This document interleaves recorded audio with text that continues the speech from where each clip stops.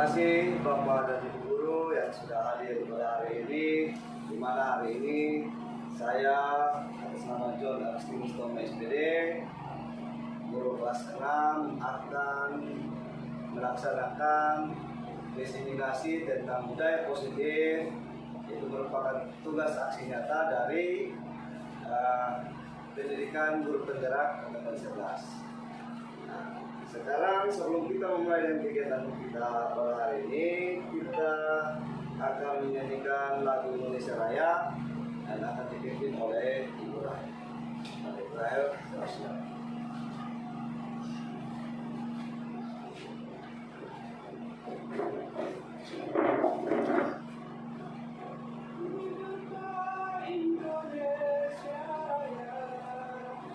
Indonesia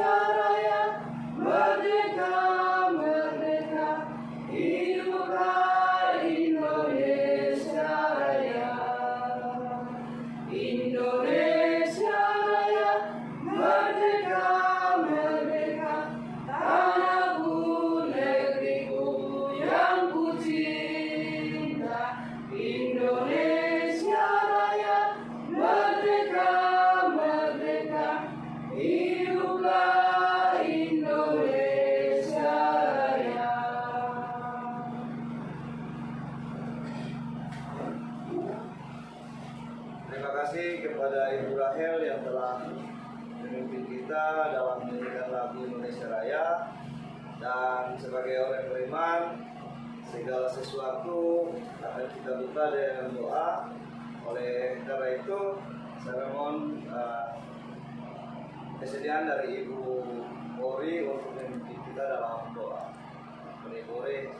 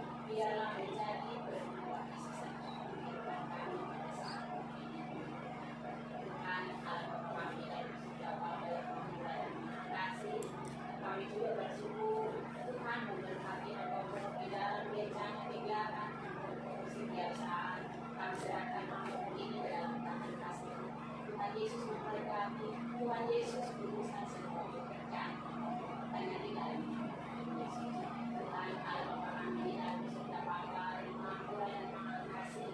Inilah doa dan harapan kami pada saat siang hari ini, karena kami datang kepada hanya di dalam Tuhan Yesus adalah juru selamat kami. Kami datang dan bersyukur kepada Allah Bapa di surga. Amin. terima kasih Ibu Ori yang telah memimpin kita dalam doa. Lalu yang berikut adalah sambutan dari Bapak kepala sekolah atau yang mewakili di sini, kami memberikan kesempatan kepada Ibu Agustina Terminal SPD untuk mewakili Bapak Kepala Sekolah sebagai guru senior kita. Pada Ibu, waktu dan tempat saya persilakan.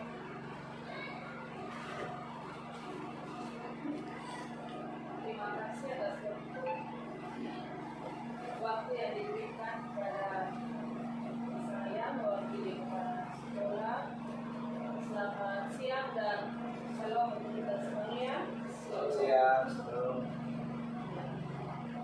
Patut kita mengucap syukur pada Tuhan yang Maha Esa oleh karena kebenarannya kita boleh ada berkumpul bersama pada siang hari ini, di mana rekan guru kita akan menyampaikan definisi budaya positif dari hasil pekerjaan yang mereka lakukan ketika menjadi JGP.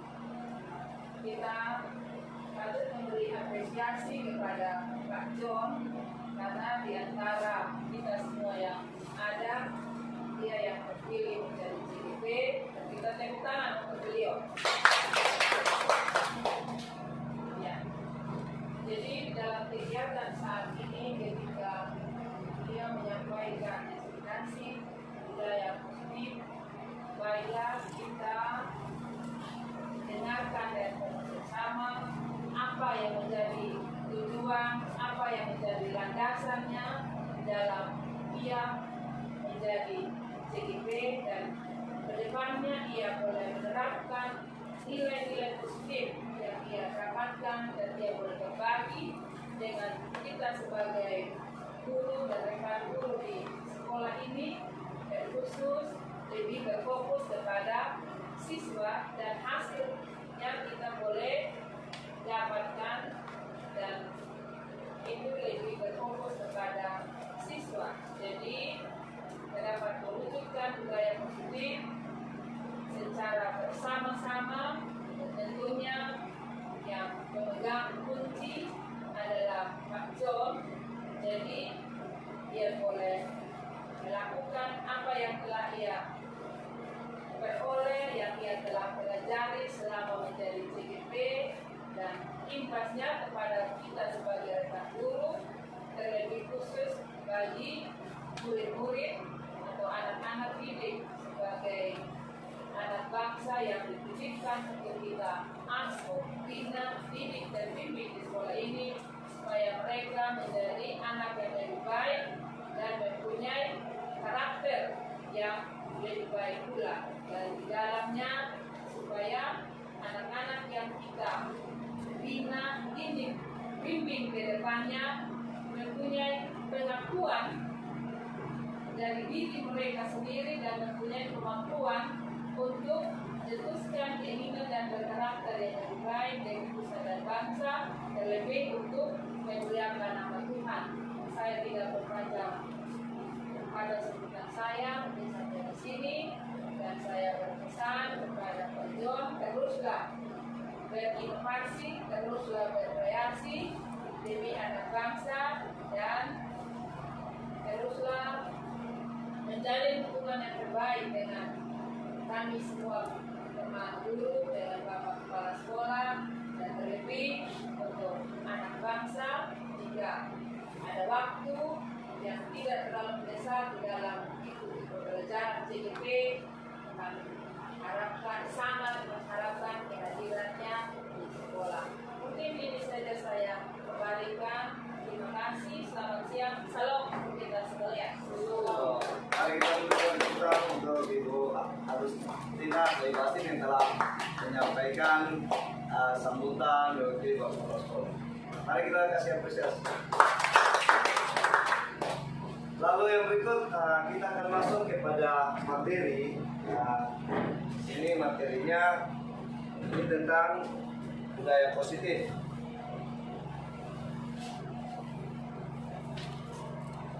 Tapi sebelumnya perkenalkan dulu, nama saya John Agustinus Tommy SPD, JGP Angkatan 11, dan Di samping saya ini, di sebelah saya ini adalah Ibu Evalina Maniurung, SPDGR. Beliau adalah pengajar praktik yang membersamai saya dan beberapa teman saya dalam pendidikan guru bergerak angkatan 11.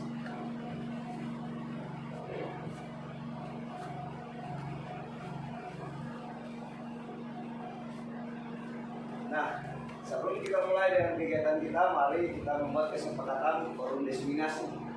Nah, di sini yang saya sudah buat yang pertama adalah hadir sepenuhnya, dalam artian bahwa selama kegiatan berlangsung, Bapak Ibu guru tetap berada dalam ruangan. Lalu yang berikut, kita akan menghargai waktu. Dari konsekuensi waktu yang diberikan kepada saya, maka diseminasi itu adalah 1 jam atau 60 menit. Lalu sini kita menghargai perbedaan pendapat. Nah, nanti sebentar itu kan ada berbagai materi yang akan disampaikan. Nanti di situ saya akan meminta kembali dari Bapak Ibu. Di situ nanti kita akan lihat pendapat kita masing-masing. Lalu mohon maaf, HP-nya tolong dibiarkan atau di silent sehingga tidak mengganggu kegiatan berlangsung. Oke, kita lihat cara saat ini sudah siang dan kondisi kita tidak lagi fit. Oke, silakan. Sekarang kita akan masuk ke ice breaking. Nah, dalam ice breaking ini saya mohon kepada Bapak Ibu guru yang ada untuk saling berhadapan. Nah, saling berhadapan, silakan saling berhadapan dan silakan memberikan senyum terbaik selama 30 detik. Ya, memberikan senyum terbaik selama 30 detik. Dimulai dari sekarang. Ya, oke. Terima kasih. Silakan duduk ke Martinus. Nah, sebelum kita masuk ke materi intinya tentang budaya positif, kita akan lihat koneksi antar materi. Di mana dalam modul 1.4 ini ada modul 1 ini ada 4 modul atau 4 submodul yang harus saya jalani mulai kemarin dari bulan Juli sampai Agustus ini. Yaitu yang pertama itu modul 1.1 tentang refleksi filosofi pendidikan nasional menurut Ki Hajar Dewantara.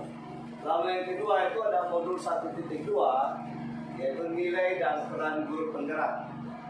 Lalu yang ketiga ada modul 1.3 yaitu visi guru penggerak, dan modul keempat submodul keempat ini ada 1.4 adalah budaya positif, di mana nanti sebentar materinya akan saya sampaikan. Nah, di mana modul 1.1 itu filosofi pemikiran Ki Hajar Dewantara. Menurut Ki Hajar Dewantara, pendidikan adalah menuntut, berhamba pada anak, dan guru ibarat petani. Kesimpulan dari ketiga filosofi pemikiran Ki Hajar Dewantara adalah seorang guru harus berpihak pada murid, sehingga sebagai guru harus bisa menuntun murid sesuai dengan kodratnya, baik kodrat alam maupun kodrat zaman, sehingga bisa menimbulkan karakter positif yang kuat. Lalu di modul 1.2 kami diajarkan tentang nilai dan peran guru penggerak. Di mana menurut filosofi pemikiran tadi kemarin itu pendidikan yang bernama pada anak sesuai kodrat alam dan kodrat zaman tentu harus diiringi dengan perkembangan nilai dan peran guru. Nah, sini kita bisa lihat nilai-nilai guru penggerak itu apa-apa saja. Yang pertama itu mandiri, lalu yang kedua refleksi, lalu yang ketiga kolaborasi, keempat inovatif, lalu kelima berpihak pada murid. Nah, tidak hanya nilai-nilai guru penggerak saja, kita juga dibekali atau diinformasikan atau diajar tentang peran guru penggerak. Mana yang pertama itu menjadi pemimpin pembelajaran. Lalu yang kedua menggerakkan komunitas praktisi. Contohnya seperti kongres kalau belajar di sekolah, KKG mini atau KKG di komunitas gitu. Nah, kita harus berperan aktif di situ. Lalu yang ketiga, menjadi coach bagi guru lain. Nah, di sini saya lihat ada beberapa potensi dari teman-teman guru yang istilahnya sangat membantu dan menginspirasi teman-teman guru lain dalam berkreasi. Salah satu contohnya Iwastin, mungkin ya, itu beliau telah membawa sesuatu perubahan, satu hal yang baru dalam pembelajaran, diferensiasi dan sebagainya. Lalu yang berikut, ini tentang keempat itu mendorong kolaborasi. Nah, di sini kita diajarkan untuk saling bekerja sama, kolaborasi antar teman sejawat. Apabila teman menghadapi kendala dalam menyusun bahan ajar ataupun bahan pembelajaran lainnya, jangan malu untuk bertanya pada teman sejawat atau meminta bantuan kepada teman sejawat. Atau mungkin salah satu contoh, ada yang tidak bisa mengoperasikan laptop, bisa minta tolong teman yang lain, guru yang lainnya untuk membantu untuk melatih atau mengoperasikan laptop tersebut. Lalu yang kelima adalah mewujudkan kepemimpinan murid. Nah, ini fungsinya besar jelas. Kita harus betul-betul membuat atau mengajar siswa kita agar dia betul-betul tumbuh sesuai karakter dan potensi yang dia miliki, sehingga kepemimpinan dia dengan sendirinya timbul di antara teman-temannya dia. Lalu kita masuk kepada modul 1.3, di mana di sini diajarkan tentang visi guru penggerak, seperti yang kemarin saya sudah datang untuk melakukan pemaparan visi saya sebagai guru penggerak pada saat pendampingan individual, di mana visi guru penggerak harus sejalan dengan filosofi diajar Dewantara dengan menerapkan nilai-nilai dan peran guru penggerak. Seorang guru harus melakukan kebiasaan-kebiasaan baik yang rutin dilakukan bersama murid serta menciptakan lingkungan yang positif dengan menjalankan perubahan model manajemen inquiry apresiatif bakti. Nah, kita masuk kepada modul 1.4, di mana di sini diajarkan tentang budaya positif. Nah, berdasarkan manajemen inquiry apresiatif bakya, kebiasaan-kebiasaan baik yang bernilai positif biasa disebut budaya positif. Nah, budaya positif yang dikembangkan di sekolah harus disepakati bersama untuk dijalankan dalam waktu yang lama untuk menumbuhkan nilai-nilai karakter yang kuat. Nah, ada pertanyaan pemantiknya. Nah, di sini kita atau Bapak Ibu silakan melihat, ada di sini ada 3 pertanyaan pemantik dan setuju atau tidak setuju. Bapak Ibu. Hukuman dapat mendisiplinkan anak. Itu Bapak Ibu setuju atau tidak? Hukuman dapat mendisiplinkan peserta didik.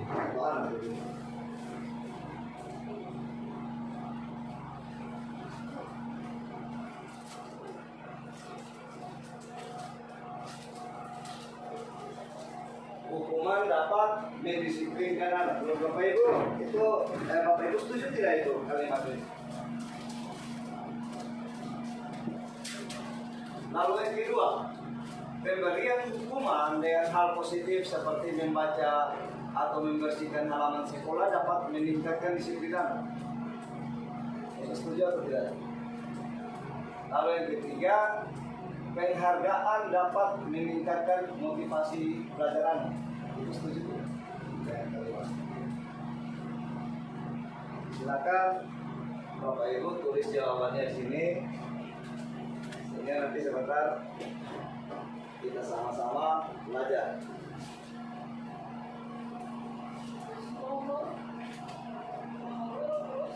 Jawaban setuju tidak setuju? Iya. Alasan tidak setuju. Boleh. Itu sekalian dengan alasan. Jadi pertanyaan pertama itu pertanyaan tematik itu hukuman dapat mendisiplinkan anak. Lalu yang kedua pemberian hukuman dengan hal positif seperti membaca atau membersihkan halaman sekolah dapat meningkatkan disiplin anak. Lalu yang ketiga memberikan penghargaan dapat meningkatkan motivasi belajar anak. Itu setuju atau tidak setuju? Kalau setuju alasannya apa? Tidak setuju kenapa? Sehingga tidak setuju.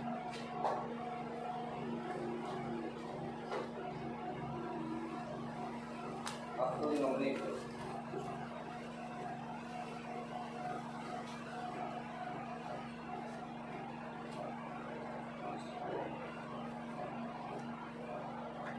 Hukuman dapat mendisiplinkan anak.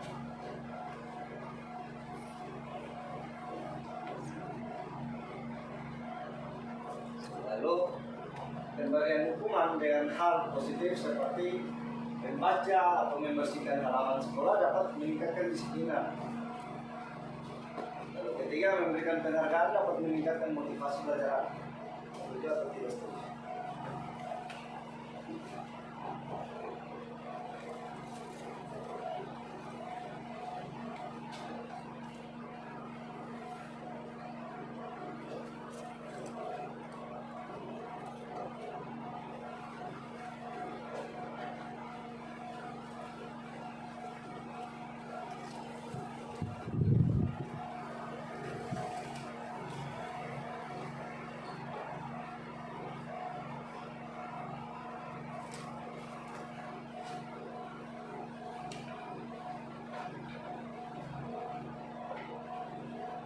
Sudah Bapak Ibu? Oke, kita lanjut. Nanti sebentar baru kita koreksi ya. Nah, kita masuk kepada disiplin positif dan nilai-nilai kebajikan universal. Nah, di sini ada perubahan paradigma. Kegiatan kepalan tangan. Nah, ini. Ada A dan B, Anda dan teman Anda. Jadi Anda adalah A dan B adalah teman Anda. Tugas Anda sobek kelas secari kertas kecil, tuliskan benda atau sesuatu yang sangat berharga untuk Anda. Letakkan di dalam salah satu tangan Anda dan lalu genggam tulisan tersebut dengan segala daya dalam kepalan tangan Anda. Ya, silakan Bapak Ibu mengambil secari kertas kecil, tuliskan sesuatu benda atau apa saja yang sangat berharga menurut Bapak Ibu. Lalu tulisan itu Bapak Ibu genggam dalam genggaman Bapak Ibu. Nanti tugas teman-teman Bapak Ibu yang lainnya, yaitu teman bersebelahan boleh di sini mencoba dengan sekuat tenaga serta dengan berbagai cara untuk memberikan kertas dalam genggaman tersebut. Bisa dengan membujuk, mengancam, menghardik, merayu, menyuap, pokoknya dengan cara apa saja agar dapat membuka kepalan tangan tersebut. Nah, sini kita bisa lihat apa yang akan terjadi. Coba, Bapak Ibu, silakan menuliskan sesuatu benda atau apa saja yang sangat berharga menurut Bapak Ibu. Lalu Bapak Ibu pegang itu dalam genggaman. Nah, nanti teman sebelah akan berusaha untuk mengambil kertas yang ada dalam genggaman teman sebelah. Nah, di sini tugas yang A itu adalah berusaha mempertahankan sekuat tenaga. Lalu tugas si B adalah menggunakan segala cara untuk bagaimana sehingga kertas dalam genggaman teman itu bisa dapat diambil dan dibaca. Bisa dimengerti.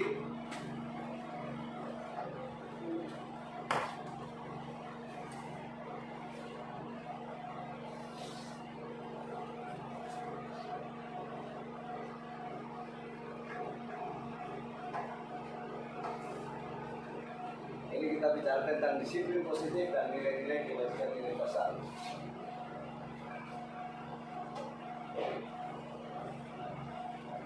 Sudah Bapak Ibu? Silakan. Genggam kuat-kuat, teman sebelah silakan. Rayu ke, marah ke, bagaimana caranya supaya itu kertas dapat. Siapa yang genggam, siapa yang rayu, ayo. Pokoknya teman sebelah, silakan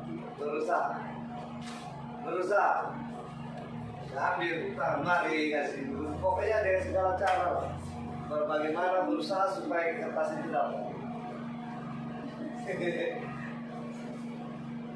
Mau rayu ke, mau apa ke, silakan. Kalau kita silakan bergabung di ibu ya. Bisa situ kan ada ibu orang.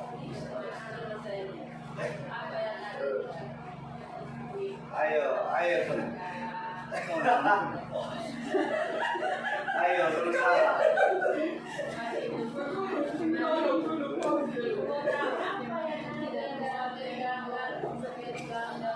Ayo, pokoknya dengan segala cara. Ayo, silakan. Ayo, pokoknya menyuap ke, pokoknya mau menarik, rayu, mengancam, boleh.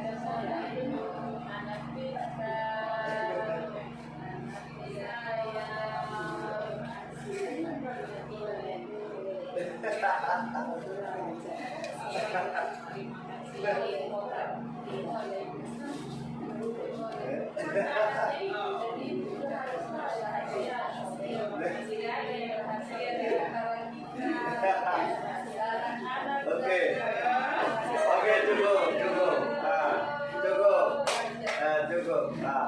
Sekarang apa yang Bapak Ibu rasakan pada saat Bapak Ibu melakukan hal tersebut? Yang menerima atau yang Ya, yang mempertahankan dan juga yang merayu, apa yang dirasakan pada saat melakukan hal tersebut? senang. Nah, senang bagaimana? Rasa senang itu bagaimana sehingga rasa senang itu bisa muncul? Ketika dirayu. Wah, jadi ibu senang dirayu. Jadi kalau mungkin dari Mama Asli mungkin ada pendapat lain atau bagaimana apa yang Mama rasakan pada saat Mama dirayu, Mama tidak dapat kertasnya meskipun segala cara telah Mama lakukan apa yang Mama rasakan? Kalau dari saya merasakan bahwa si anak yang tidak melepaskan kertas dalam genggamannya, bahwa dia punya komitmen yang sangat luar biasa mempertahankan sesuatu apa yang menjadi hak miliknya. Mungkin itu. Ya, terima kasih. Tepuk tangan dulu. Jadi benar sekali. Apa yang menjadi milik kita, menjadi rahasia kita itu adalah milik kita sendiri. Jadi kita mampu berbagi sesuatu nanti berbagi hal yang positif, hal yang baik itu apabila itu memang kita dari hati kita mengizinkan itu terjadi. Ya, kalau di hati kita tidak mengizinkan, kita tetap mempertahankan hal tersebut dengan sempurna. Jadi kita masuk kepada perubahan paradigma stimulus dengan teori kontrol dan teori pilihan. Siapa sesungguhnya yang memiliki kontrol? Nah, di sini ada stimulus respon, lalu ada teori kontrol atau pilihan. Yang pertama, kita mencoba mengubah orang agar berpandangan sama dengan kita. Itu stimulus respon. Artinya respon dari diri kita berusaha mencoba mengubah orang lain atau mengubah teman kita, teman guru kita, agar menjadi seperti apa yang kita inginkan, atau dia berpandangan seperti yang kita lakukan oleh artinya pemahamannya dia harus sama seperti pemahamannya kita. Itu masuk kategori stimulus respon. Lalu di sini ada perilaku buruk dilihat sebagai sesuatu kesalahan. Jadi apabila ada anak didik kita atau teman kita berperilaku buruk, kita anggap itu adalah suatu kesalahan tanpa mengetahui mengapa hal itu terjadi. Lalu yang berikut, orang lain bisa mengontrol saya bisa mengontrol orang lain. Itu masuk dalam stimulus respon. Lalu yang berikut, pemaksaan ada pada bujukan yang gagal. Jadi contoh seperti tadi, kita sudah paksa juga tetap sama, hasilnya gagal. Gitu. Itu merupakan salah satu pemaksaan. Lalu ada model berpikir menang atau kalah. Itu masuk dalam kategori stimulus respon. Yang masuk dalam teori kontrol atau pilihan, ya kita berusaha memahami pandangan orang lain. Ya, dia berpengaruh dengan stimulus respon. Lalu dia kedua, itu dia semua perilaku memiliki tujuan. Jadi kalau di stimulus respon dia perilaku buruk dilihat sebagai kesalahan. Di teori kontrol, ya semua perilaku memiliki tujuan. Lalu yang berikut, hanya Anda yang bisa mengontrol diri Anda di teori kontrol. Kalau di teori di stimulus respon, orang lain bisa kita kontrol. Kita juga bisa dikontrol oleh orang lain. Tapi kalau di teori kontrol, kita tidak bisa mengontrol orang lain. Kita hanya bisa mengontrol diri kita. Lalu sehingga pemaksaan pada bujukan yang gagal di teori kontrol atau pilihan itu ada kolaborasi dan konsensus menciptakan pilihan-pilihan baru. Kalau di stimulus respon dia model berpikir menang atau kalah. Di teori kontrol atau pilihan dia model berpikir menang, dan menang. Kita masuk kepada apa makna disiplin. Ada Bapak Ibu tahu apa itu disiplin? Apa makna disiplin? Jadi disiplin itu berasal dari bahasa Latin disiplina yang artinya belajar. Makna asal kata ini berkonotasi dengan disiplin diri dari murid-murid Socrates dan Plato. Disiplin merupakan sikap dan perasaan taat dan patuh terhadap nilai-nilai yang dipercaya, merupakan tanggung jawabnya. Disiplin juga dapat diartikan sebagai kesadaran dan kesediaan orang-orang untuk mentaati semua peraturan perusahaan atau norma-norma sosial yang berlaku.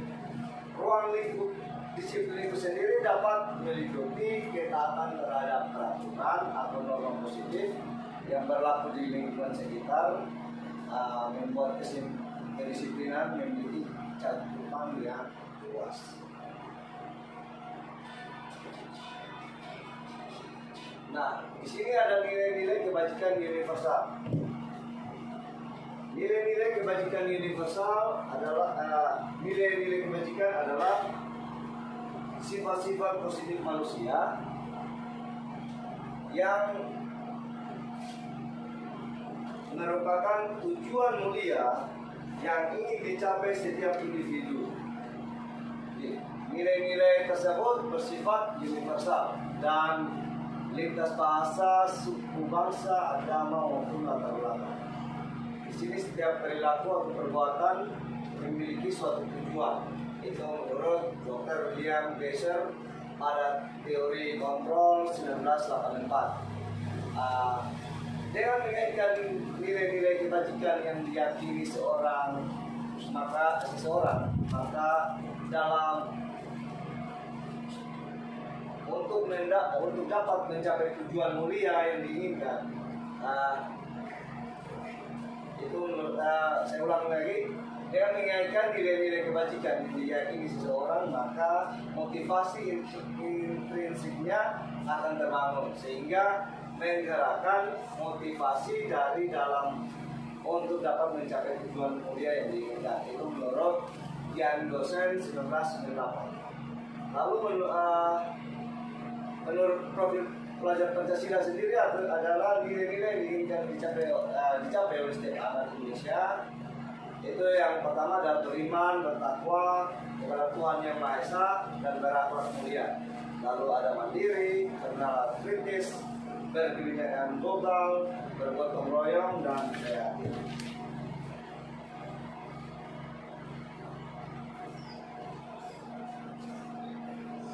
Di sini kita masuk kepada teori motivasi perilaku manusia. Untuk menghindari ketidaknyamanan,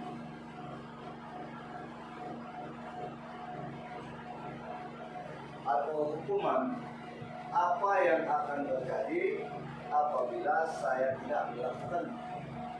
Itu adalah motivasi eksternal. Motivasi yang datang dari dia, yaitu untuk menghindari ketidaknyamanan atau hukuman. Apa yang akan terjadi apabila saya tidak melakukan? Lalu untuk mendapatkan imbalan dari orang lain atau institusi, apa yang akan saya dapatkan apabila saya melakukan? Lalu yang ketiga, untuk menghargai diri sendiri, saya akan menjadi orang seperti apa apabila saya melakukan? Itu masuk dalam motivasi internal atau tujuan disiplin positif.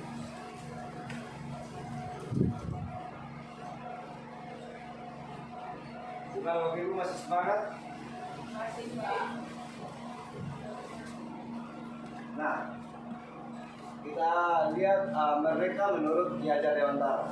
Mereka itu artinya tidak hanya terlepas dari pemerintah, akan tetapi juga cakap buat pemerintah diri sendiri.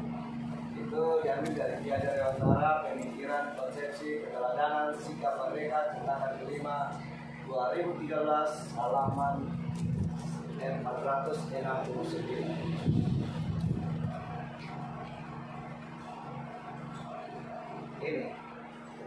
Ini sangat luar biasa. Ini didukung oleh penghargaan, bahwa penghargaan berlaku sama dengan hukuman, dalam arti meminta atau membujuk seseorang melakukan sesuatu untuk memenuhi suatu tujuan tertentu dari orang yang meminta atau membujuk, dorongan eksternalnya, dan akan ada faktor ketergantungan. Nah, beberapa dampak dari pemberian atau penghargaan menurut Alfikol 1993. Yaitu yang pertama, pengaruh jangka panjang dan jangka pendek.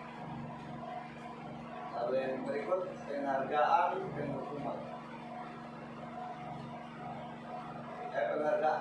Penghargaan menghukum. Lalu ketiga, penghargaan mengurangi ketepatan. Yang berikut, penghargaan tidak efektif. Lalu yang berikut, penghargaan merusak hubungan. Di sini ada penghargaan menentukan kualitas, penghargaan mematikan kreativitas, penghargaan mengurangi motivasi intrinsik. Jadi ada istilahnya didukung oleh penghargaan. Jadi memberikan penghargaan juga itu ada plusnya, ada minusnya. Jadi ini adalah minusnya. Tidak memberikan suatu penghargaan. Nah, ini kita masuk kepada bentuk program kebajikan atau apresiasi.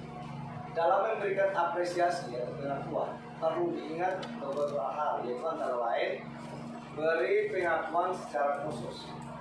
Jika kita ingin memberikan apresiasi kepada peserta didik, kita bisa memanggilnya secara khusus tanpa dilihat oleh teman-teman kelasnya yang lain secara pertama. Lalu yang berikut, beri pengakuan secara pribadi. Secara pribadi bisa juga dilakukan seperti cara pertama di dalam kelas atau dipanggil ke kantor. Lalu yang ketiga, beri pengakuan kepada semua murid secara bergantian. Jadi dalam satu kelas, apabila kita melihat, apabila juga kita melakukan atau memberikan penghargaan kepada teman, ya, otomatis teman yang lain akan ada rasa kecemburuan. Nah, di situ kita bergantian. Oleh umpamanya, kerja soal nomor 4 benar, bagus, kita berikan penghargaan. Lalu lihat teman satu, wah kamu sudah bagus, berusaha bagus. Jadi istilahnya, salah dan benar yang dilakukan oleh peserta didik, kita tetap memberikan apresiasi. Itu dilakukan secara bergantian pada setiap murid. Lalu kita beri pengakuan secara konsisten. Dalam artian bahwa pengakuan atau penghargaan yang kita berikan kepada peserta didik itu harus berkelanjutan. Ya, artinya hari kita berikan apresiasi, besok, hei kau ini bodoh apa dan segala, ya itu tidak boleh. Jadi itu kalau bisa dikurangi. Lalu kita fokus pada proses. Jadi tidak selamanya semua itu datang dari instan. Ya, itu melalui proses. Nah, ini contoh pengakuan atau apresiasi kewajiban di pembuka. Jadi ada satu kalimat, tapi dia ada 3 apresiasi kewajiban. Ada pembuka dan diri kewajiban dan situasi. Contohnya di kalimat ini.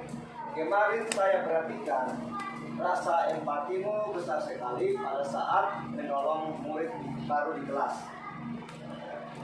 Jadi yang masuk pembuka itu adalah kemarin saya perhatikan. Nilai kebajikannya adalah kalimat rasa empatimu besar sekali. Lalu dimasuk kepada situasi pada saat menolong murid baru di kelas. Dan contoh kedua, kita lihat adalah saya menghargai kepedulianmu. Nilai kebajikan pada saat kamu membantu teman-temanmu di tugas kelompok, itu masuk kepada situasi. Lalu kita masuk berikut kepada contoh yang ketiga. Terima kasih untuk rasa tanggung jawab pada saat kamu memungut kertas yang berserakan di lantai. Yang masuk dalam pembukaan adalah kata terima kasih untuk. Lalu yang masuk kepada nilai kebajikan adalah rasa tanggung jawab. Dan pada situasi adalah pada saat kamu memungut kertas-kertas yang berserakan di lantai. Itu contoh pengakuan dan apresiasi kewajiban. Nah, ini kita masuk kepada perbedaan hukuman dan konsekuensi.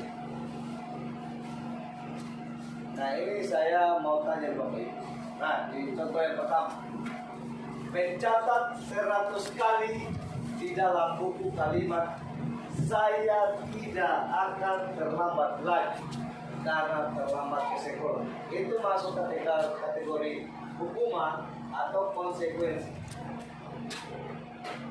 Saya mencatat 100 kali di dalam buku kalimat saya tidak akan terlambat lagi karena terlambat ke sekolah. Mencatat kata saya tidak akan terlambat lagi sebanyak 100 kali. Menurut Bapak Ibu, itu masuk hukuman atau konsekuensi? Alasannya konsekuensi bagaimana?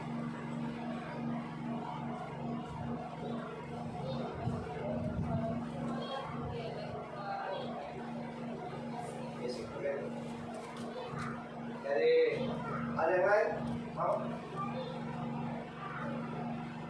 Ya, sama konsekuensi. Ibu yang lain? Bagus. Alasannya apa kalau hukuman? Ya?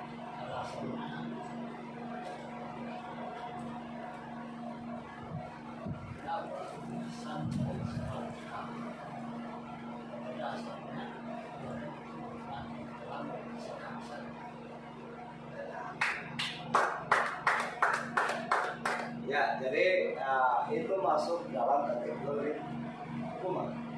Dia kan cuma terlambat. Dia cuma terlambat masuk terlambat datang di sekolah. Tapi kenapa harus menulis saya tidak akan terlambat lagi 100 kali? Artinya tugas yang diberikan kepada dia dengan apa yang dia lakukan itu tidak sesuai. Kalau kita bilang itu tidak linear. Jadi itu masuk kategori hukuman. Lalu di sini lari mengelilingi lapangan basket 2 kali karena terlambat hadir di sekolah. Konsekuensi. Alasan dari konsekuensi apa itu? Karena jika anak tidak makan dari rumah, jika dia lari sampai berputar 2 kali, ada sedikit tidaknya dia menjalani semakin terpisah. Mungkin ada yang lain hukuman. Ya, tadi hukuman silakan. Lari mengelilingi lapangan basket 2 kali karena terlambat hadir di sekolah. Kalau lihat dari saya hukuman, kalau dalam pemberian konsekuensi atau hukuman, misalnya dia karena terlambat masuk sekolah, berarti mungkin kalau di kelas itu misalnya anak yang terlambat itu adalah kelas 5, jika di jam pertama itu adalah jam PPK, boleh dikasih hitungan lari di lapangan. Jadi benar, jika dia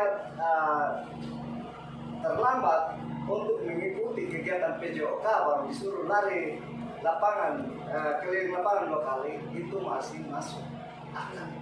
Artinya itu konsekuensi.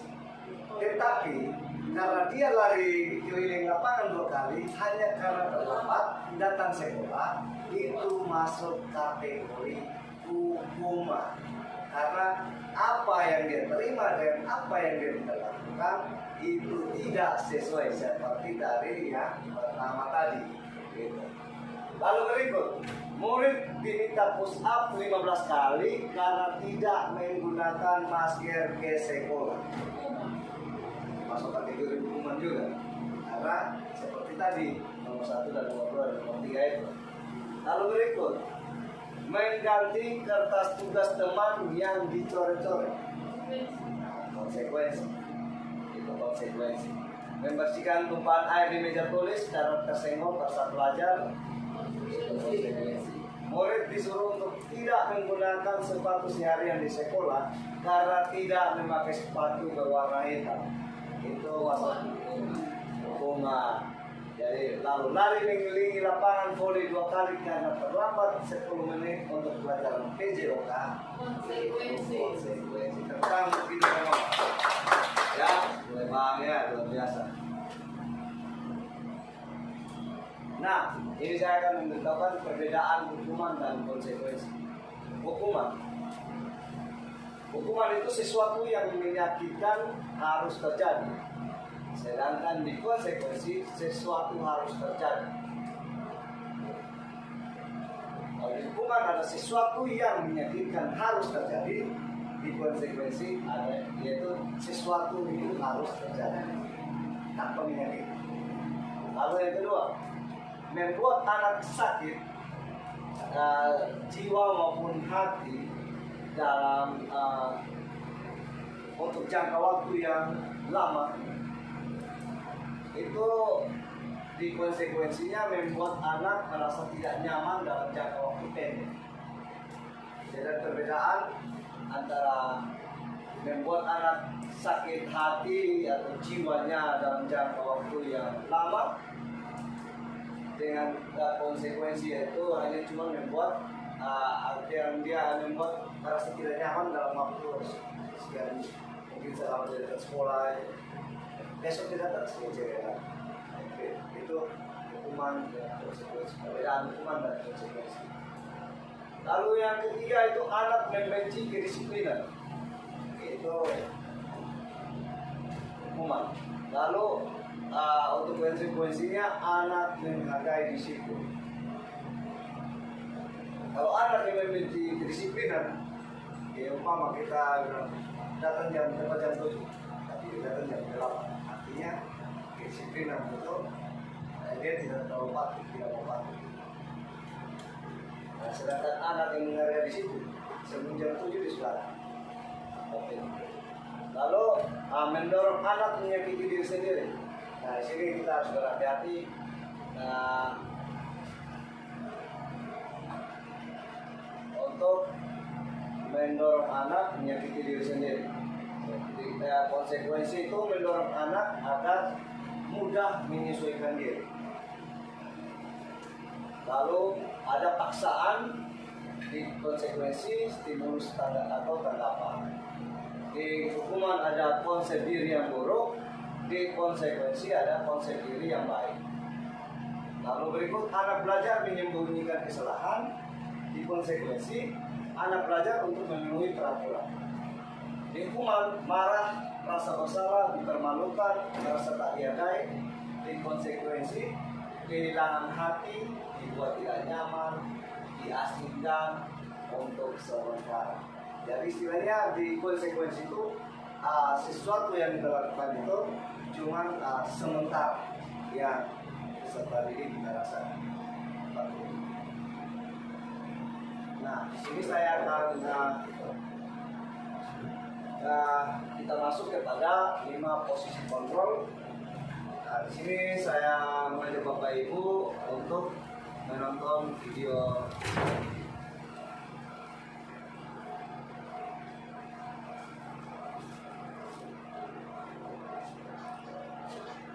Dengar suara?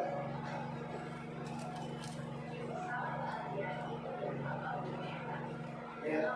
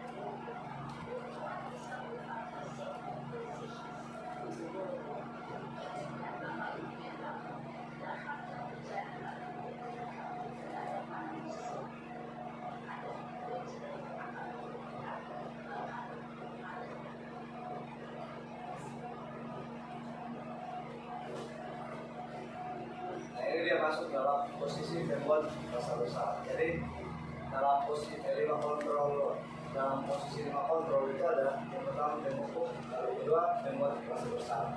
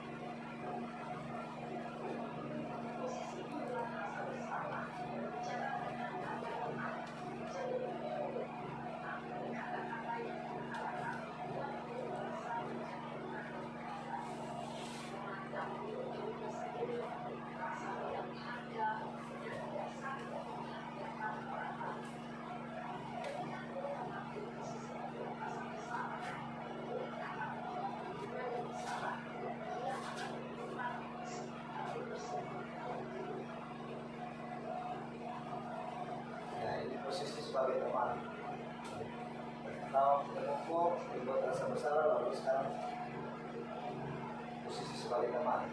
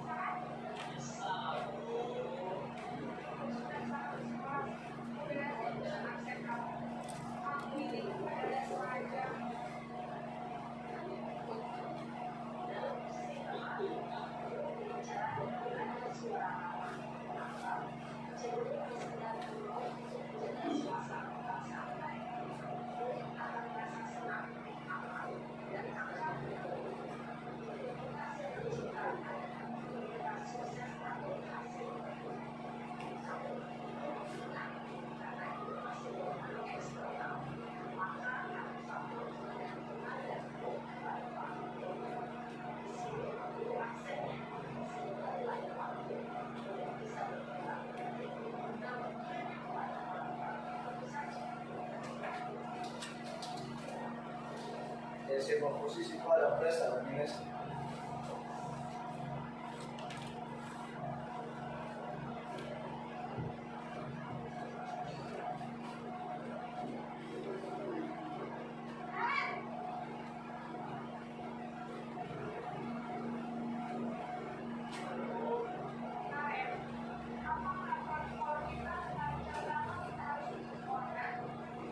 Posisi sebagai teman.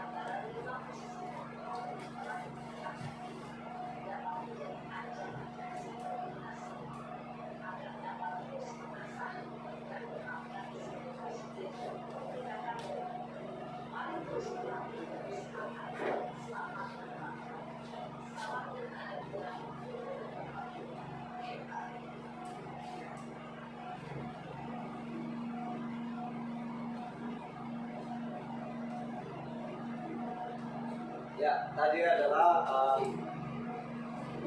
video tentang 5 posisi kontrol. Di sini kita bisa lihat bahwa dalam setiap posisi itu dia memiliki plus dan minus, ada kelebihan, ada kekurangan. Nah, dilihat dari video tersebut tadi, kita sudah bisa memposisikan diri kita berada di posisi yang mana. Jadi Bapak Ibu silakan merefleksikan ini. Tadi sudah melihat bagaimana cara menghadapi murid dengan setiap posisi kontrol yang ada. Nah, Bapak dan Ibu guru sudah tahu dalam posisi mana sekarang Bapak dan Ibu guru berada. Dari selalu memberi hukuman, lalu membuat rasa bersalah, lalu ada apa?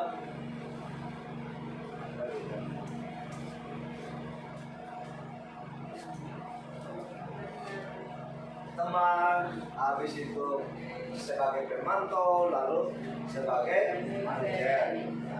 Semua orang, semua guru ingin berada di posisi sebagai manajer. Tapi pada realitanya menghadapi tingkat pemahaman dan karakteristik peserta didik tersebut, kadang-kadang kita terjerumus kembali ke posisi satu jadi sebagai pengurus. Nah, bagaimana di sini kita secara bersama-sama berkolaborasi untuk tetap belajar, berusaha menjadi yang bekerja terlalu tinggi dulu, kita buat rasa bersalah dulu. Mulai kurangi memberikan hukuman, kita memberikan membuat anak-anak merasa bersalah dengan tindakan mereka. Jadi jangan mulai dari itu dulu, lalu berusaha menjadi temannya mereka, meskipun mereka berbuat salah, cara tegurnya seperti teguran dari seorang teman. Lalu berikut dari seorang pemantau, dan otomatis jika keempat hal tersebut sudah kita lakukan, maka kita akan sampai ke puncaknya itu sebagai seorang. Kita lanjut. Kita lanjut ke apa itu restitusi. Kita masuk ke restitusi. Restitusi adalah proses menciptakan kondisi bagi murid untuk memperbaiki kesalahan mereka, sehingga mereka bisa kembali pada kelompok mereka dengan karakter yang lebih kuat. Itu menurut dosen di tahun 2004. Restitusi juga adalah proses kolaboratif yang mengajarkan murid untuk mencari solusi untuk masalah dan membantu murid berpikir tentang orang seperti apa yang mereka inginkan dan bagaimana mereka harus memperlakukan orang lain. Itu Gerson, dosen di tahun 1990. Dalam restitusi itu sendiri ada 9 ciri-ciri. Yaitu yang pertama, bukan untuk menebus kesalahan, namun untuk belajar dari kesalahan. Itu yang poin pertama. Lalu poin kedua, memperbaiki hubungan. Lalu yang ketiga,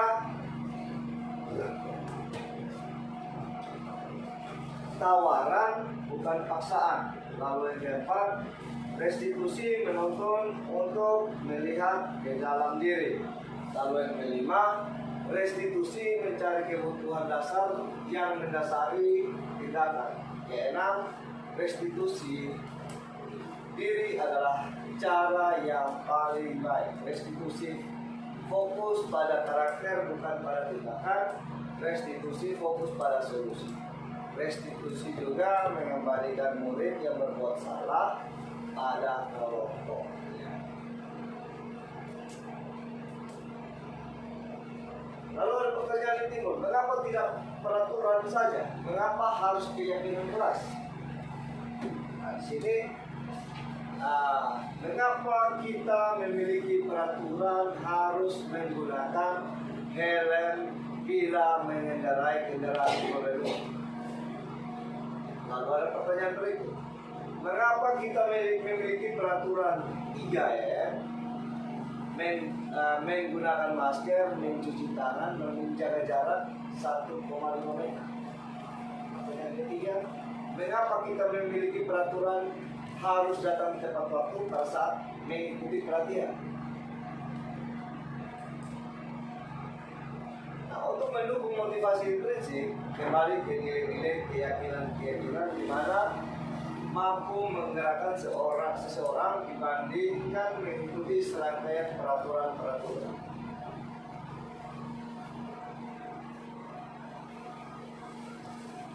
Nah, ini adalah diagram atau lingkaran budaya positif. Nah, di lingkar luar ini adalah budaya positif. Masuk ke lingkar kedua adalah lingkungan positif. Lalu masuk lingkar ketiga itu ada keyakinan kelas, dan masuk lingkar terakhir ini ini adalah peraturan kelas. Jadi budaya positif itu ada di bagian luarnya sebagai ruang lingkupnya. Di dalamnya itu ada lingkungan positif, ada keyakinan kelas, dan juga ada peraturan kelas.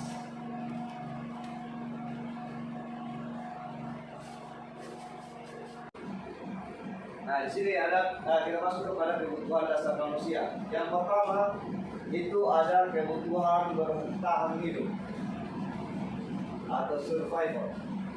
Nah, kebutuhan ini adalah dia bersifat fisiologis untuk bertahan hidup. Misalnya kesehatan rumah dan makanan, kebutuhan geologis sebagai bagian dari proses reproduksi termasuk kebutuhan untuk tetap bertahan hidup.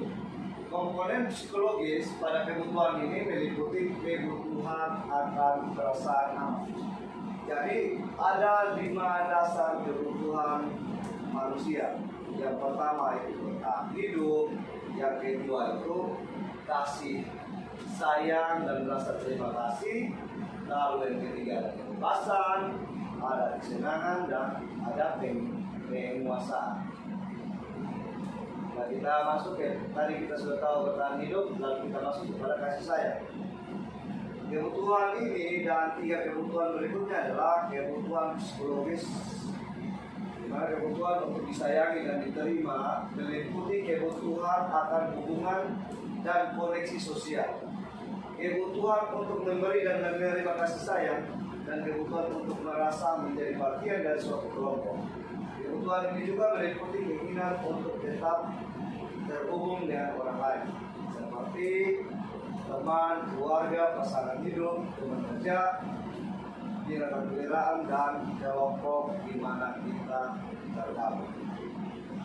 Lalu kita masuk kepada kebutuhan dasar ketiga, yaitu penguasaan. Kebutuhan pengakuan atas kemampuan. Kebutuhan ini berhubungan dengan kekuatan untuk mencapai suatu menjadi kompeten, menjadi terampil, diakui atas prestasi dan keterampilan kita, didengarkan dan memiliki rasa harga diri. Kebutuhan ini meliputi keinginan untuk dianggap berharga, bisa membuat perbedaan, bisa membuat pencapaian, kompeten, diakui, dihormati. Ini meliputi self-esteem dan keinginan untuk meninggalkan benar.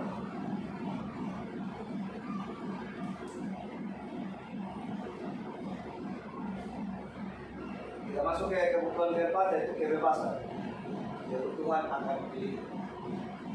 Kebutuhan untuk bebas adalah kebutuhan akan kemandirian, otonomi, memiliki pilihan, dan mampu mengendalikan arah hidup seseorang.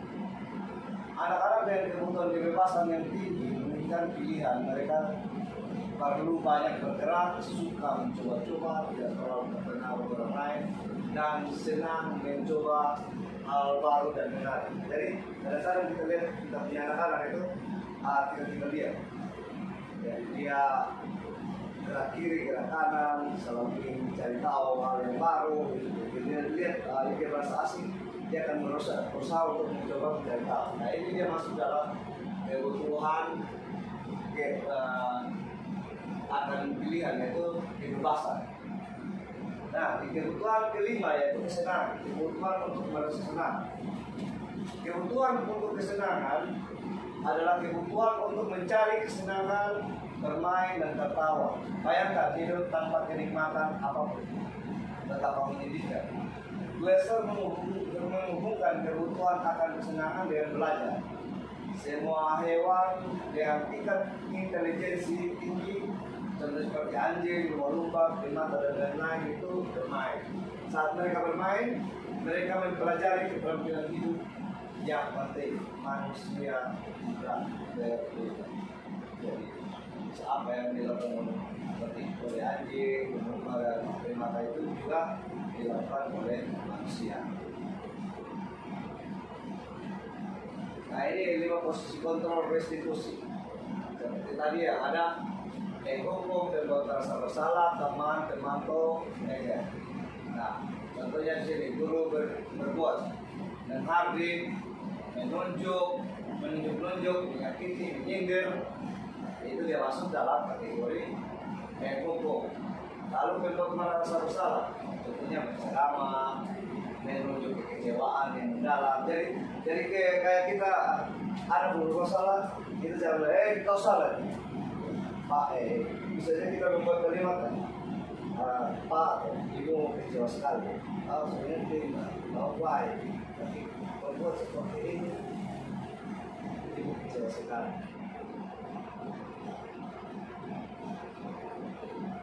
Jadi itu kasih dulu. Nanti saya di Islami kalau kita lebih dulu. Jadi ada rasa membuat rasa bersalah. Contoh saya tadi itu yang contoh yang tadi di video itu ya, ada teman membuat alasan-alasan untuk murid-muridnya, yaitu jadi lalu juga ada pemantau menghitung dan mengukur. Ya, contohnya tadi yang di video itu siapa tadi namanya Naren ya. Di situ pada saat ibu menunggu dia itu dia menghitung ini tentang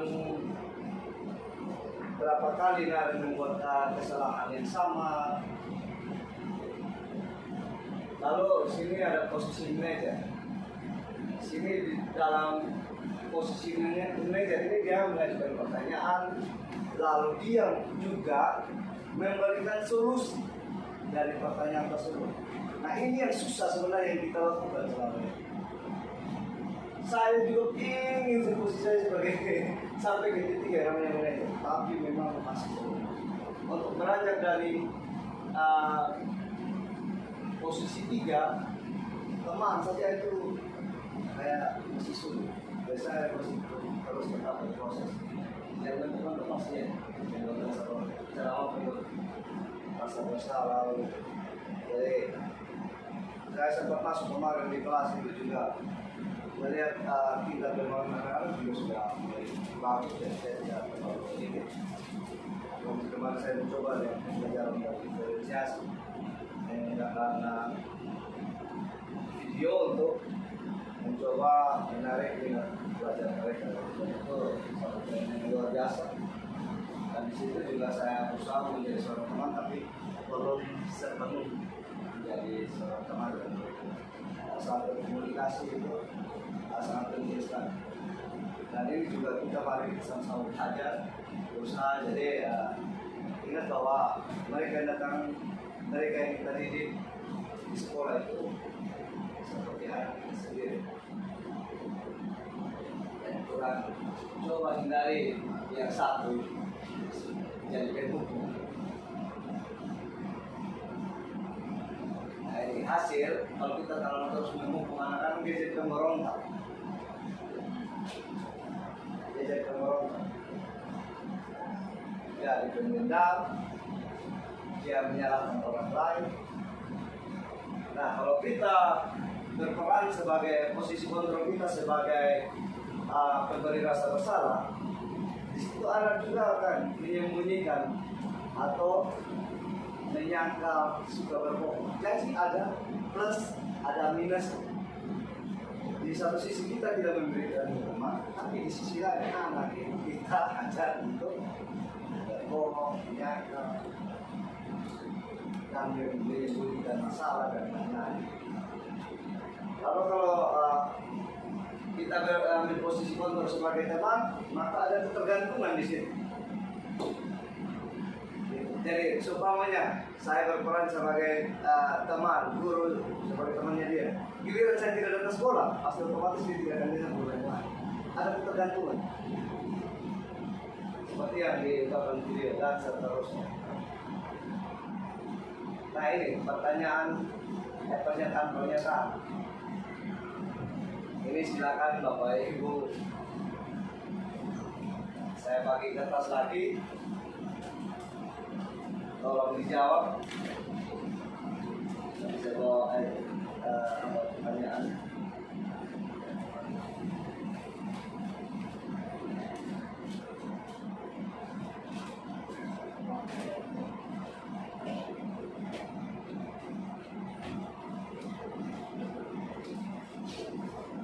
Itu bisa 5 nomor tidak ya? Nanti ini kalimat atau pernyataan itu yang pertama itu saya kecewa sekali dengan kamu. Nah itu dia masuk posisi kontrol yang mana?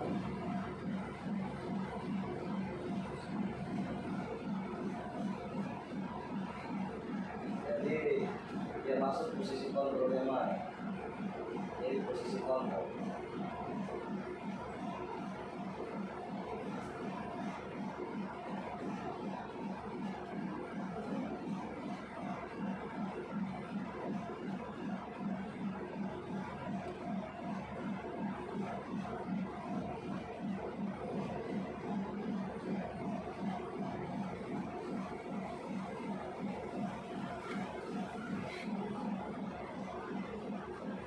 Jadi yang pertama itu saya kecewa sekali dengan kamu.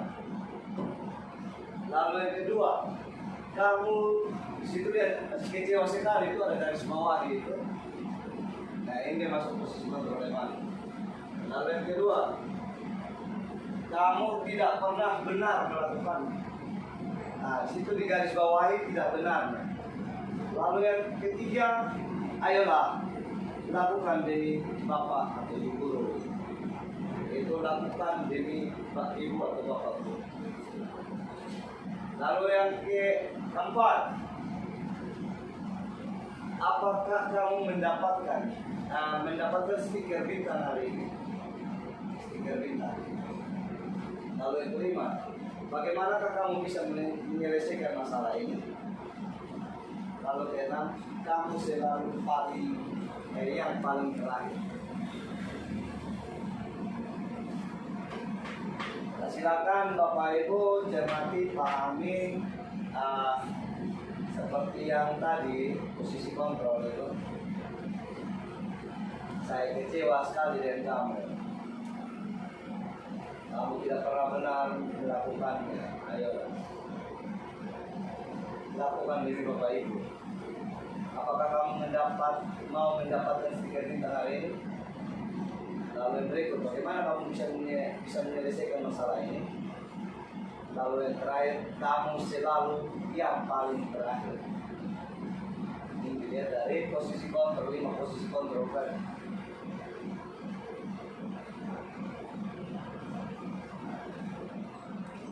Ya, ayo semangat.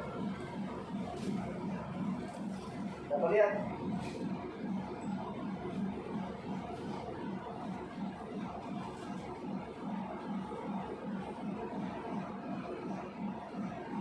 Saya kecewa sekali dengan kamu. Lalu berikut, kamu tidak pernah benar melakukan. Lalu ayolah lakukan demi ibu bapak. Lalu apakah kamu mau mendapatkan stiker bintang hari ini? Lalu bagaimana kamu bisa menyelesaikan masalah ini? Lalu yang berikut, kamu selalu yang paling baik. Di situ ada garis bawah ya, Bapak Ibu ya. Di situ ada tidak pernah lakukan demi Bapak. Apakah kamu mau mendapatkan stiker bintang hari ini? Lalu bagaimana kamu bisa menyelesaikan masalah? Lalu kamu selalu yang paling terakhir. Dari situ ada 5 posisi kontrol. Yang pertama itu penghukum, pemberi rasa bersalah, teman, pemantau, dan manajer. Nah, dari ke-6 pernyataan ini, silakan Bapak Ibu isi masuk di posisi kontrol manakah setiap pernyataan ini. Sudah Bapak Ibu?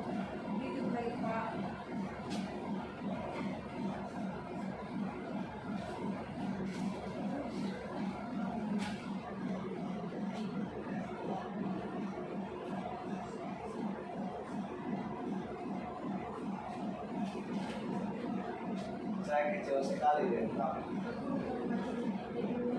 Yang kedua, kamu tidak pernah benar melakukannya. Tidak pernahnya di garis bawah.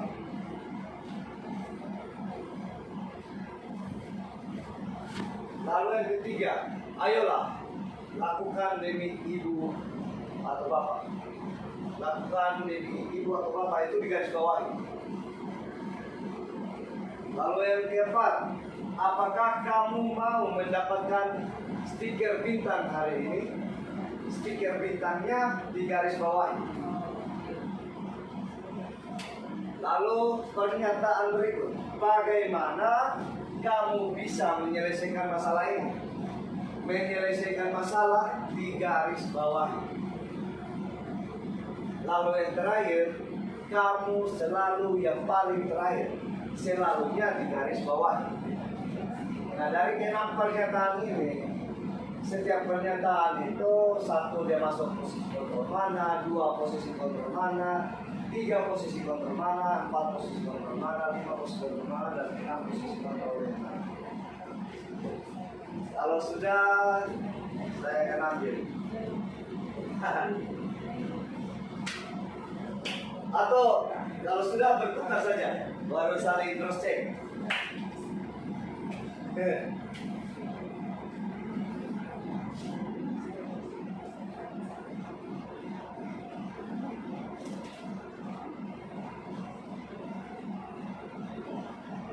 Yang kelima itu bagaimana kamu bisa menyelesaikan masalah ini? Menyelesaikan masalah ini itu di garis bawah.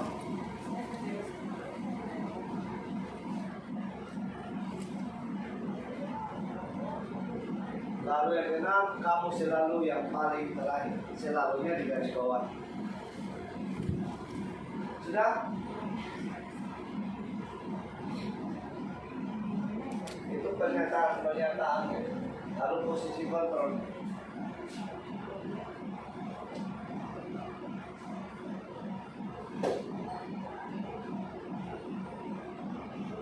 Sudah Bapak Ibu? Oke, pernyataan pertama.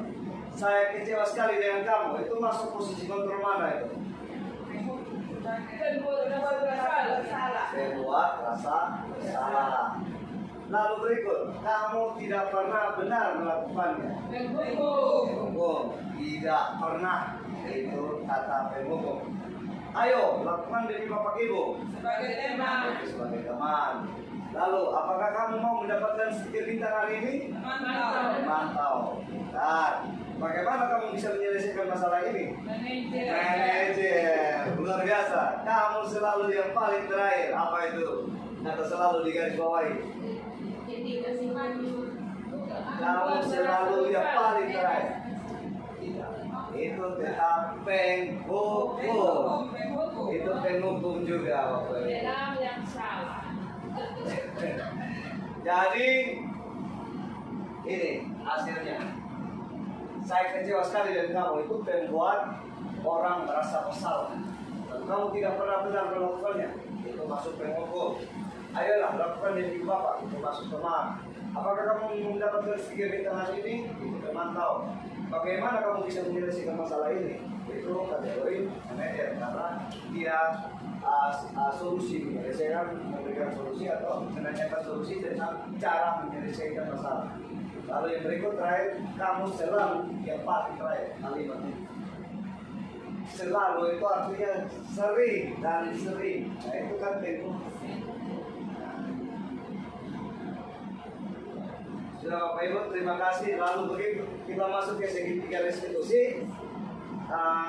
Di sini di segitiga restitusi itu ada yang namanya validasi kebutuhan, menanyakan keyakinan, dan menstabilkan identitas.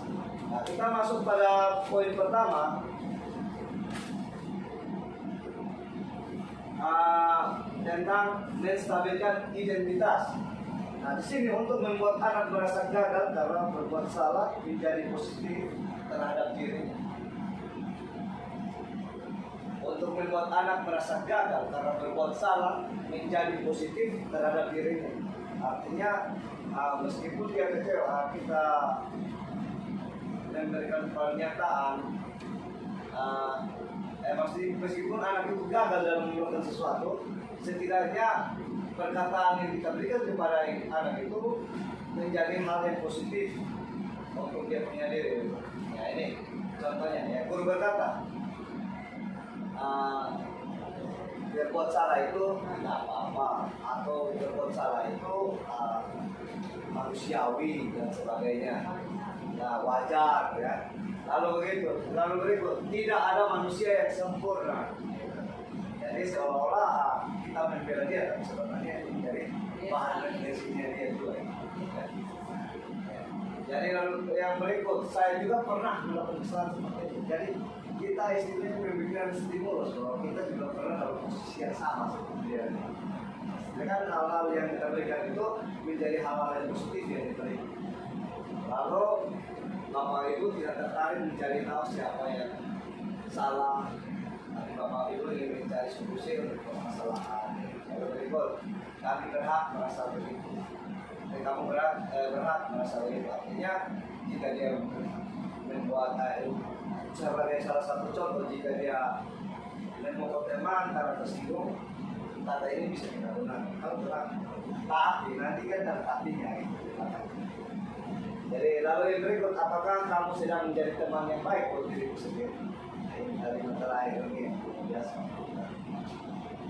Jadi kamu apakah itu sudah berbuat baik untuk diri? Jadi misalnya waktu dia dalam hukum itu sakit tidak nanti kan? Apa yang kau rasakan saat kau dalam hukum mendapatkan hal yang sama seperti itu? Yaitu adalah usaha kita untuk menjadi teman yang baik. Lalu kita masuk kepada validasi kebutuhan. Nah, di sini membantu murid mengenali basic atau kebutuhan dasar yang ingin dipenuhinya ketika melakukan kesalahan. Pada dasarnya, setiap tindakan manusia tujuannya adalah memenuhi basic need atau kebutuhan, apakah itu kekuatan, kebebasan, cinta, dan kasih sayang, senang, ataupun bertahan hidup. Nah, di sini guru berkata, ada hal yang pertama, padahal kamu bisa melakukan hal yang lebih buruk dari itu. Contohnya kayak kita mengatasi masalah kelahiran, tapi anak datang tidak boleh, tidak luka, tidak berdarah atau padahal kamu bisa melakukan. Nah ini istilahnya kita mau validasi. Ataupun juga kita bisa menggunakan kalimat yang namanya kamu pasti punya alasan mengapa kamu melakukan hal itu. Bisa juga kita gunakan itu. Lalu kamu patut bangga pada dirimu sendiri karena kamu telah melindungi sesuatu yang penting buat. Nah itu juga bisa kita boleh gunakan. Lalu kamu boleh mempertahankan sikap itu, tapi kamu harus menambahkan sikap yang baru. Itu dalam berbicara bagaimana untuk memvalidasi kebutuhan peserta didik. Lalu di sini menanyakan keyakinan. Di sini Anda melihat kesalahannya dihubungkan dengan norma sosial dan nilai-nilai yang mendasari manusia berinteraksi dengan orang lain. Nah, di sini guru bisa berkata seperti ini. Contoh yang pertama, apa yang kita percaya sebagai kelas atau keluarga? atau apa nilai-nilai umum yang kita telah sepakati, atau apa kesepakatan kelas yang tidak telah kita sepakati, apa peraturan kelas yang telah kita sepakati. Jika ada bocah jadi seperti tadi yang diproses telah lakukan di kelas 6 itu luar biasa. Lalu berikut, apa bayangan kita tentang kelas yang ideal? Artinya dalam wujud kita menjadi seorang wali kelas, otomatis kita mempunyai impian yang tentang peserta didik kita dan juga tentang kelas kita, kelas idealnya kita. Kita mau bentuk kelasnya kita seperti apa, atau peserta didik kita seperti apa. Lalu kamu mau jadi orang yang seperti apa? Itu pertanyaan yang sebenarnya membuat anak itu berpikir. Kamu mau jadi apa? Jadi polisi. Lalu yang kamu punya tindakan kali ini kamu menyebut teman itu apakah cocok jadi seorang polisi? Tapi kita pertanyaan lagi seperti itu. Jadi dalam menyelesaikan masalah tidak harus dengan menjadi pendukung.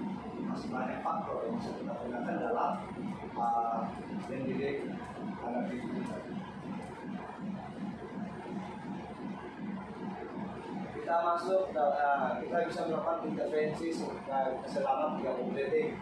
Di sini intervensi ini bisa membantu murid kembali ke tujuan semula dengan cukup singkat dan dengan cara non konfrontasi. Pertanyaan-pertanyaan yang dilakukan atau yang diajukan biasanya dikemukakan oleh seorang pemantau atau manajer. Nah, tentunya yang pertama, apakah kamu ingin berbuat lebih baik?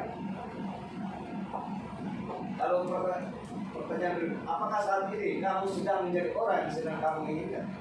Tentunya seperti tadi yang saya bilang, dia cita-citanya menjadi seorang polisi, tapi pada saat di sekolah dia pukul temannya. Nah, apakah itu tipe dari atau kelakuan dari seorang polisi seperti itu?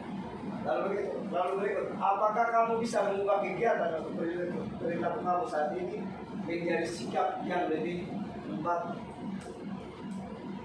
Lalu apakah wajar membuat kesalahan? Bisakah kita memperbaikinya? Dan seterusnya. Lalu kita masuk ke refleksi.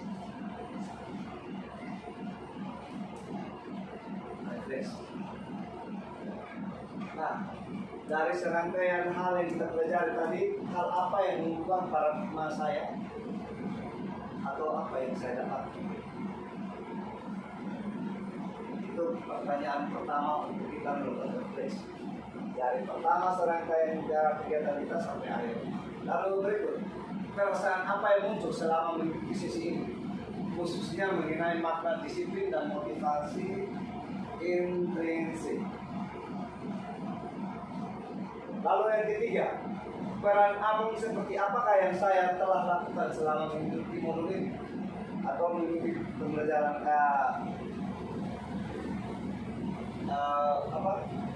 kehidupan ini tadi. Di sini peran Amung yaitu sebagai guru dari kelima posisi kontrol tadi. Kita sudah di posisi yang mana? Kita sudah bisa tahu, kita sudah bisa memposisikan diri kita pada posisi kontrol yang mana. Lalu saya akan menjadi Amung yang seperti apa? Apakah seperti apakah setelah mengikuti modul ini? Jadi itu refleksi untuk saya dan juga untuk Bapak Ibu. Yang terakhir, terima kasih telah membersamai saya hari ini dan telah sama-sama mendengarkan penjelasan yang saya berikan. Kiranya apa yang saya paparkan tadi setidaknya menjadi tambah setidaknya pengetahuan bagi kita semua untuk sama-sama berkolaborasi membangun disiplin positif di sekolah kita. Terima kasih.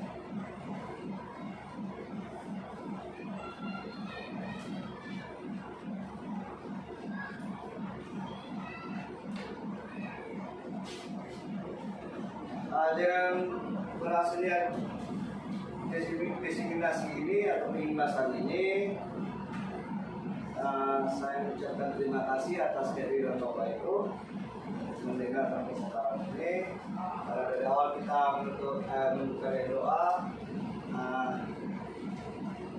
ditutup pula juga dengan doa. Saya minta kesediaan Mama Astin untuk kita dalam doa. Pertama, kami berkesempatan sendiri.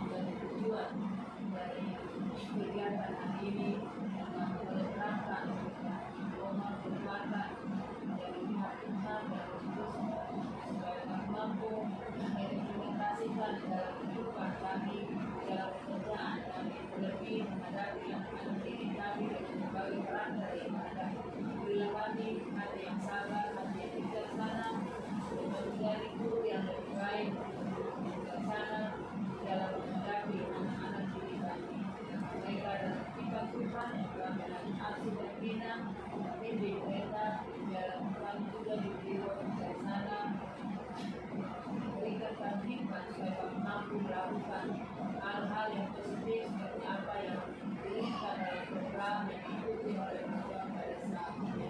Terima kasih banyak Tuhan, kami sadari bahwa manusia yang punya keterbatasan, kelemahan, banyak dosa yang telah kami lakukan, terlebih dalam menghadapi ya Bapa, ampunilah kami, bimbinglah kami kepada pengobatan yang benar, supaya kami mampu melakukan apa yang menjadi kewajiban dan tanggung jawab kami di hadapan Tuhan, juga di hadapan sesama kami.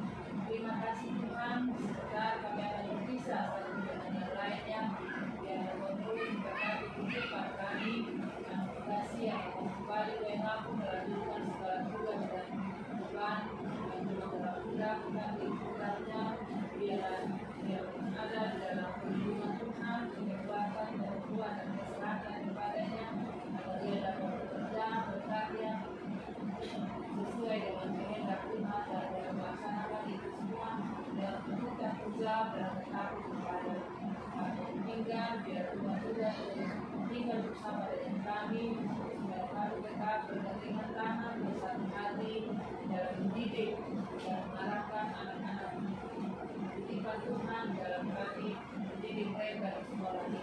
Serahkan juga kepala sekolah kami, teman-teman guru kami yang tidak bersama dengan kami saat ini, dengan segala kebutuhan mereka dalam tangan pemberdayaan mereka. Dan mendidik kami dari kelas 1 hingga kelas 6 dengan segala kebutuhan, keadaan, dan praktek mereka masing-masing, masyarakat kita semua berlakukan Tuhan. Namun sebentar dan istirahat kembali berdarah, dari jalan yang memberikan terpujilah Tuhan, ampunkanlah setiap salah dan dosa kami, ajarlah kami terus saling mengampuni, saling mengasihi. Dalam nama Tuhan Yesus kami berdoa dan mengucap syukur kepada Bapa di surga. Amin. Terima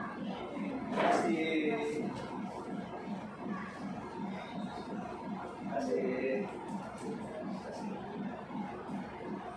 Terima kasih.